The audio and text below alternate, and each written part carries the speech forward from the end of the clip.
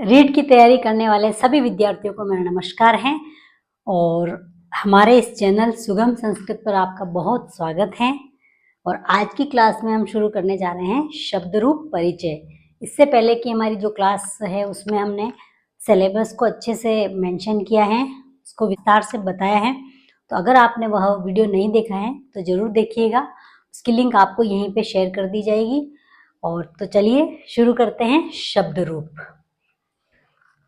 Heading डाल दीजिए आप शब्द रूप परिचय।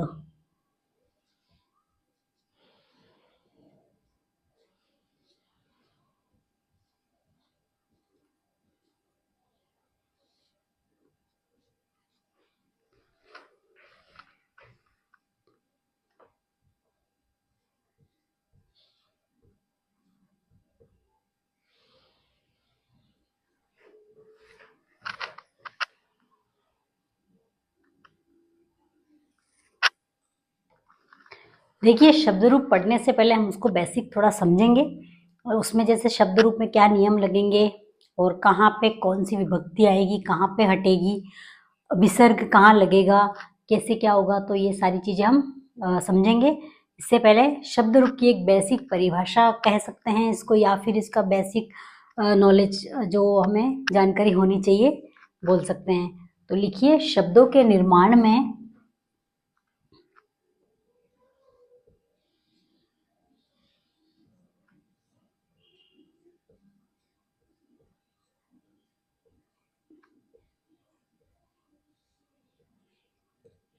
सुप प्रत्यय का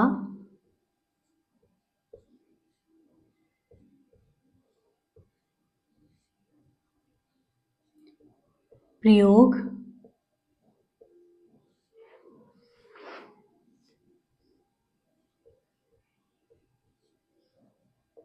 किया जाता है। सुप एक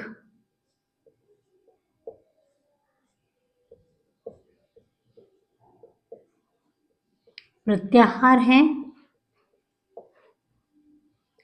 जिसमें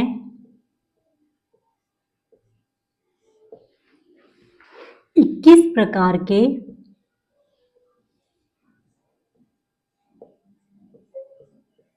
प्रत्यय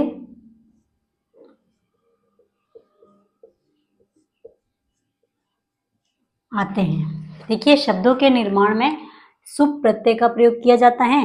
सुप एक प्रत्याहार है जिसमें 21 प्रकार के प्रत्यय आते हैं। अब प्रत्याहार क्या है? देखिए, अपन जब माहेश्वर सूत्र पढ़ेंगे तो वहां पे प्रत्याहार को समझेंगे। प्रत्याहार का मतलब होता है संक्षिप्तीकरण करना, किसी बड़ी चीज को शॉर्ट करना, छोटा करना। तो जो ये सुप एक प्रत्याहार है, इसके अंदर 21 प्रकार के प्रत्यय आते हैं जिनको सुप कहा जाता है। तो अब वो जो 21 प्रकार के प्रत्यय आते हैं उनसे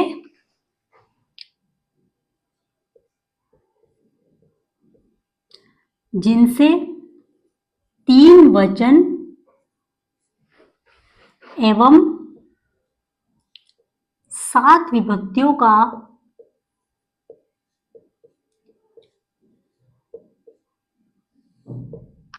निर्माण होता है।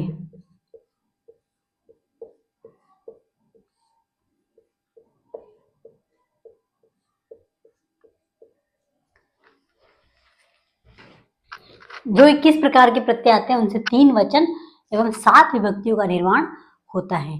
तो ये कैसे होता है? 21 प्रकार के प्रत्यय कौन से हैं और वो हमारे शब्द रूप बनाने में कैसे उपयोगी हैं, इसको हम आगे विस्तार से पढ़ेंगे। तो सबसे पहले यहाँ पे आप हेडिंग डाल दीजिए विभक्ति,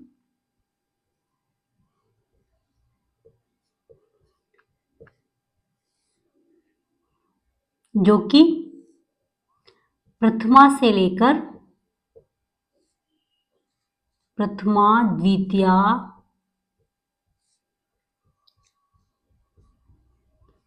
तृतीया, चतुर्थी, पंचमी, षष्ठी, सप्तमी। प्रथमा से लेकर सप्तमी। ये तो 7 विभक्तियां हो गई। अब 3 वचन जो लगभग सभी जानते हैं, एक वचन,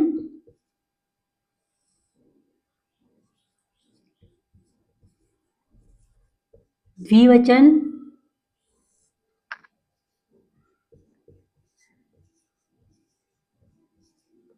बहुवचन।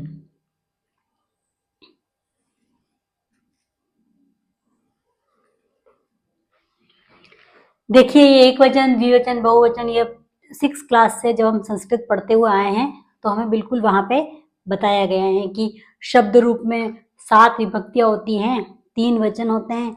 इनको आप ऐसे याद कर लीजिए। तो हमने याद कर लिया और अब तक हमारा काम चल गया। लेकिन अब हम जो रीड की तैयारी करने जा रहे हैं उसमें ये जो प्रत्याहार मैं अभी लिखने जा रही हूँ उससे शब्द रूप कैसे बनेंगे ये आपके बहुत उपयोगी सिद्ध होगा। तो इसको बिल्कुल ध्यान से देखिएगा, समझिएगा। और आगे जो ये एक जब शब्द रूप बनाएंगे उस समय ये कैसे फॉर्मेट का काम करेगा, एक तरह से एग्जाम्पल की तरह ये काम करेगा। तो ये कैसे करेगा इसको हम समझेंगे। तो सबसे पहले अपने को यहाँ पे लिखना है, प्रथमा में सु, औ, जस, अम, औट, शश, टा, भ्याम, बिस, गे, भ्याम, व्यस, ngसी, भ्याम,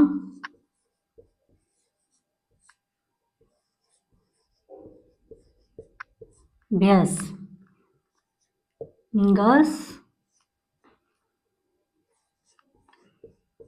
ओस, आम, इंगी, ओस,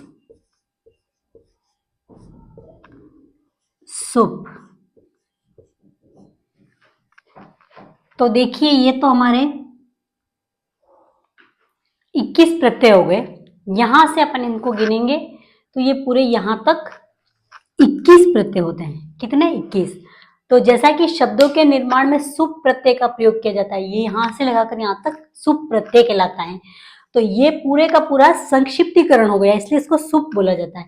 तो सुप प्रत्यय एक प्रत्याहार है जिसमें 21 प्रकार के प्रत्यय आते हैं।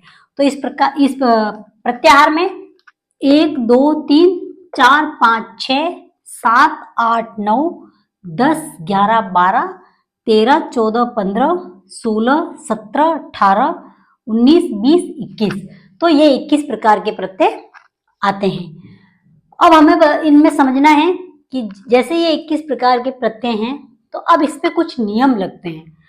पाणिनि जी की व्याकरण के अनुसार इसमें कुछ सूत्र लगेंगे, जैसे हलंत्यम एवं तस्य लोप, 2 प्रकार के इसमें सूत्र लगते हैं। तो हलंत्यम से तो इनकी इत संज्ञा होगी और तस्य लोप से लोप हो जाएगा। फिर इसमें कुछ शेष बचेंगे। तो जो जो शेष बचता है वही हमारे शब्द रूप को बनाने में बहुत उपयोगी होने वाला है। तो अब हम देखेंगे कि इसमें क्या कैसे शेष बचेगा। तो चलिए हम इसको लिखते हैं। सबसे पहले अह या अ, अम, आ, ए, अह, अह, ई। इसको हमें एज इट याद करना है। अ, अम, आ, ए, अह, ई। तो इससे आपके शब्द रूप बिल्कुल एग्जिट बैठेंगे। कैसे बैठेंगे वो हम आगे पढ़ेंगे जब आपको अच्छे से समझ में आएगा। नेक्स्ट है औ, औ, भ्याम भ्याम भ्याम ओह ओह। देखिए औ औ भ्याम भ्याम भ्याम ओहो ओहो, ये इनमें से शेष बचे हैं। ये कैसे बचे हैं आपको मैं थोड़ा बेसिक तो बता दूंगी, लेकिन जैसे बचे हैं नियम के अकॉर्डिंग ये हमारे लिए उपयोगी नहीं है, क्योंकि इनमें है ना जो हलंत्यम और तस्य लोप बन के किस किस वर्णों का लोप होगा, कैसे इत संज्ञा होगी, ये पूरा एक प्रोसेस चलता है और हमारी रीट की परीक्षा में ये प्रोसेस नहीं पूछा जाएगा। इसलिए हम इसको यहाँ पे डिटेल से नहीं पढ़ करके शॉर्ट में इसको सिर्फ हमें याद रखना है अभी। तो मैं आपको जितना जैसे समझाती जा रही हूँ वैसे आप नोट डाउन करते रहिए और आपकी परीक्षा में ये बहुत उपयोगी होने वाले हैं अगर आप इसको ध्यान से अच्छे से समझेंगे तो। नेक्स्ट है जस में अह, शश में अह,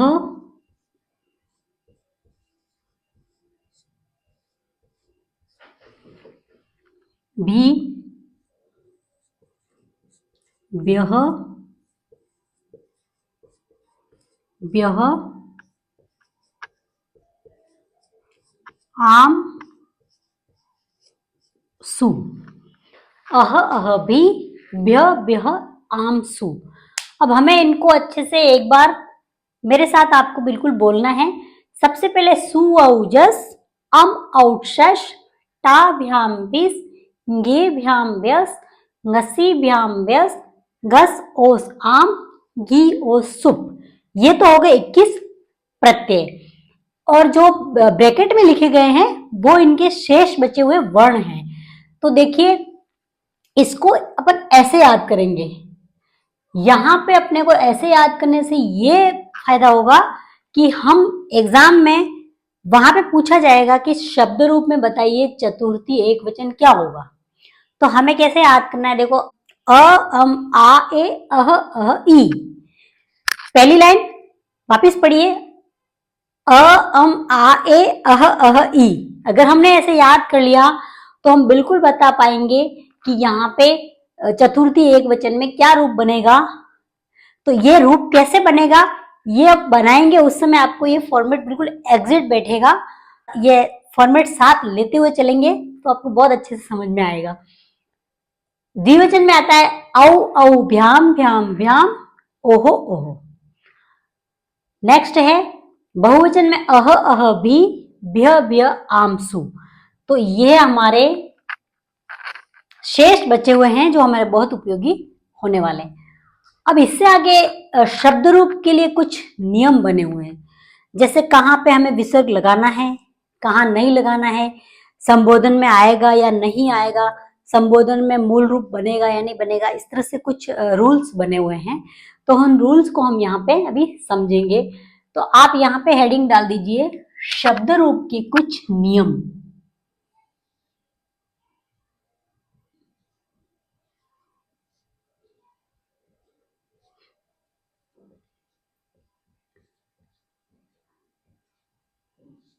शब्द रूप के नियम। पहला नियम है संबोधन में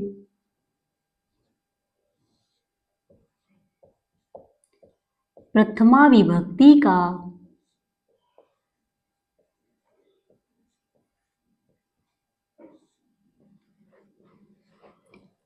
मूल रूप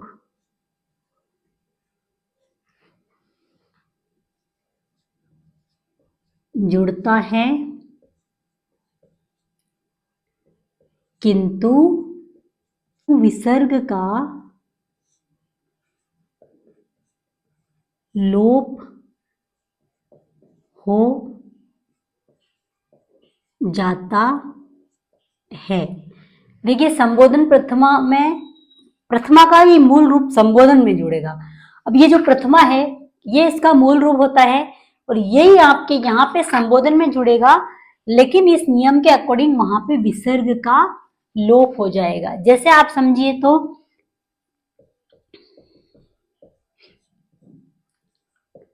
रामः, ये रामः शब्द जो प्रथमा का मूल रूप है और संबोधन में यही आएगा। तो जब इसको संबोधन में लिखेंगे तो हे राम, संबोधन में हे राम हो जाएगा, यहां से विसर्ग का लोप हो गया।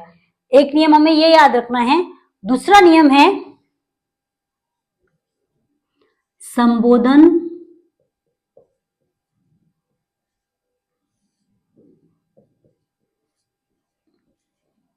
बहुवचन में विसर्ग का लोप नहीं होता है। जैसे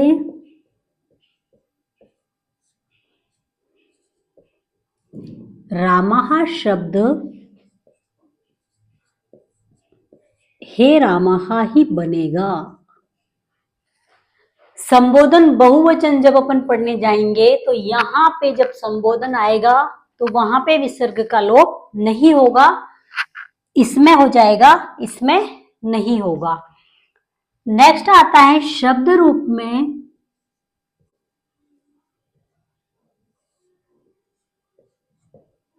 र, श और री आने पर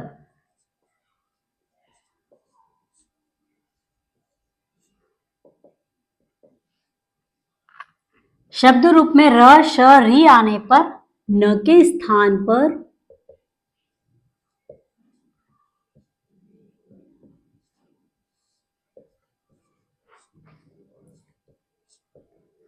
ण आदेश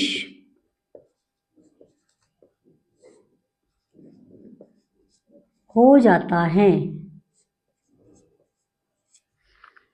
किसी शब्द रूप में र वर्ण आया है, श वर्ण आया है, री आया है, तो उसके न के स्थान पर ण आदेश हो जाएगा।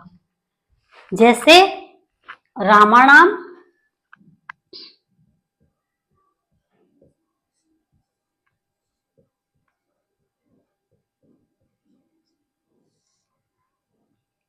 और रामेण। देखिए रामाणाम और रामायण शब्द में र, राम शब्द में र है, तो जो न के स्थान पर यहां पे रामा नाम ना हो करके रामाणाम बन गया, तो ये भी एक अपने शब्द रूप का रूल है। उसके बाद आता है आकारांत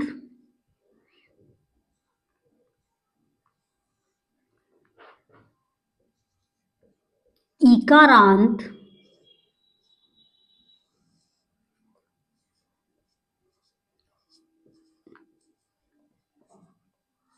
बहुवचन में श के स्थान पर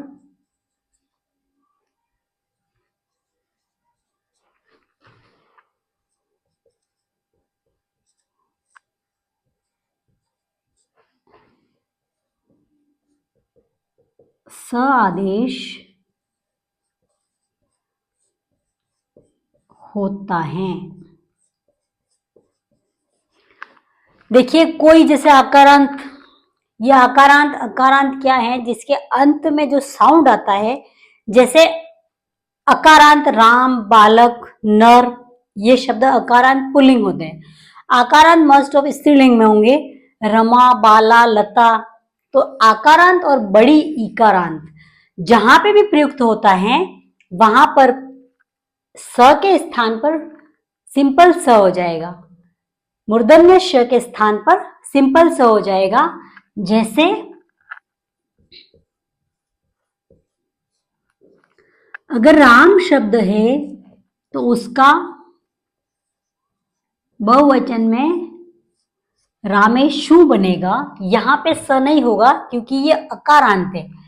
बट अगर रमा शब्द को बनाते हैं तो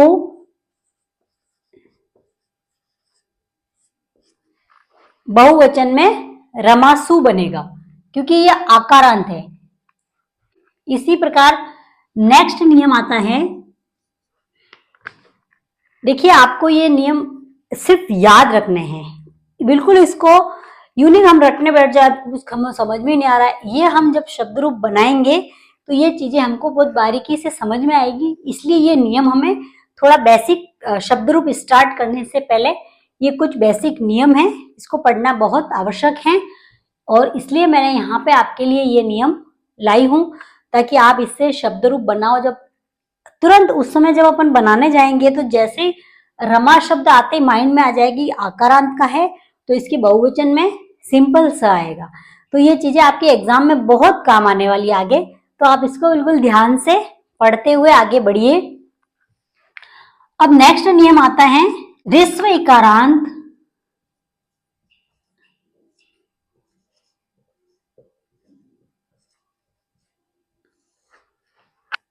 और उकारांत। कई शब्द में छोटी रीकारांत है और उकारांत है, तो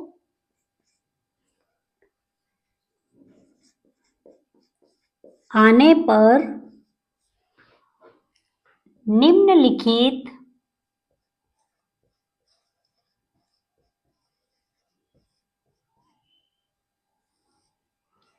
स्थानों पर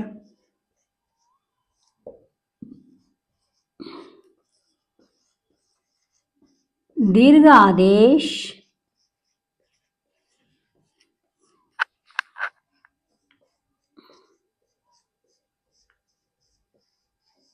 होता है। अगर ह्रस्व इकारांत और उकारांत आएंगे तो निम्न स्थानों पर दीर्घ आदेश हो जाएगा। तो वो निम्न स्थान कौन से हैं? सबसे पहले प्रथमा, द्वितीया, द्विवचन। प्रथमा द्वितीया का द्विवचन, जैसे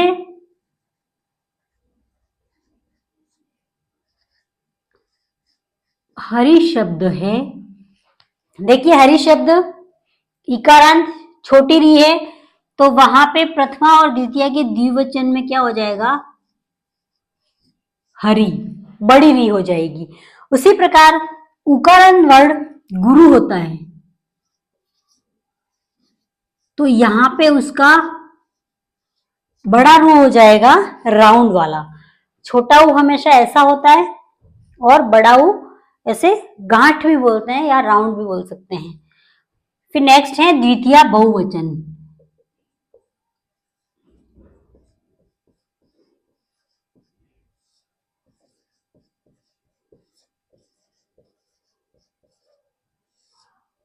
द्वितीया का बहुवचन, जैसे फिर वही हरि शब्द ले सकते हैं हम। ये हरि शब्द है, जब इसको अपन द्वितीया के बहुवचन में लिखेंगे तो हरिन हो जाएगा, रे की मात्रा बड़ी हो जाएगी। इसी प्रकार तीसरा है षष्ठी बहुवचन। जैसे वही हरि शब्द लेंगे तो हरि नाम, और कवि शब्द लेते हैं तो कवि नाम। अब बताइए मुझे, यहाँ पे मैंने हरि नाम लिखा और यहाँ पे कवि नाम लिखा, क्यों? क्योंकि हमने यहाँ पे आपको बताया है कि किसी शब्द रूप में र, श और री आता है तो उसके न के स्थान पर न आदेश हो जाता है। तो यहाँ पे हरि में र आया है, इसलिए यहाँ पे हरि नाम ना होकर के हरि नाम बनेगा। ये छोटी छोटी चीजें आपके परीक्षा में बहुत काम आने वाली है। आपको पूछ लिया जाएगा कि षष्ठी बहुवचन का शब्द रूप बताइए, तो वहां पे हरि नाम भी होगा, हरिनाम भी होगा। अगर हमें ये नियम अच्छे से याद हैं, दिमाग में बैठे हुए हैं, तो तुरंत वहां पे क्लिक हो जाएगा कि यहाँ पे तो हरि में र है, तो हरिनाम आएगा। इसलिए ये नियम, जैसे कवि हैं, अब कवि शब्द में कहीं र नहीं आया है तो यहाँ पे अपन ने सिर्फ कवि नाम लिखा है। अब इसको भी पूछ सकते हैं, वो पूछेंगे कवि शब्द की षष्ठी बहुवचन कवि नाम भी लिख देंगे, तो वहां पे स्टूडेंट कंफ्यूज हो सकता है।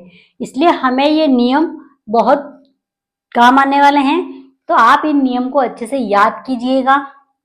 इसमें कुछ आपको कंफ्यूजन लगे तो हमें जरूर बताइएगा। अब हमने इससे आगे की क्लास में हम शब्द रूप को बिल्कुल स्ट्रक्चर वाइज पढ़ेंगे। राम शब्द से शुरू करते हुए जो अकारांत पुल्लिंग शब्द हैं, हम आपको यहाँ पे सारे शब्द रूप तो लिख लिख के नहीं बता सकते, लेकिन अकारांत पुल्लिंग शब्द कैसे बनते हैं, कैसे उनको टिप पे याद किया जाता है, आपको रटने की भी आवश्यकता नहीं है। और जो राम शब्द पहले हम बता देंगे, और उसमें कौन कौन से इंपॉर्टेंट शब्द हैं, वो परीक्षा उपयोगी है, कहाँ से पूछा जाता है। तो 2 या 3 शब्द रूप अकारांत पुल्लिंग के हम बताएंगे यहाँ पे, जैसे बालक हो गया, राम हो गया, मयूर हो गया। तो वो जो शब्द रूप हैं उनको बताने के बाद आपको बिल्कुल अच्छे से समझ में आ जाएगा कि ये नियम और ये जो प्रत्यय हैं वो वहां पे शब्द रूप में कैसे काम आ रहे हैं। तो आशा है कि आपको ये क्लास अच्छी लगी होगी। अगर आपको ये क्लास अच्छी लगी है तो लाइक और सब्सक्राइब करना ना भूलें, और शेयर भी करते रहिए। और अगर कुछ डाउट लगता है तो कमेंट बॉक्स में ज़रूर बताइए। आपके कमेंट हमें बहुत मोटिवेट करते हैं। और इसी आशा के साथ धन्यवाद।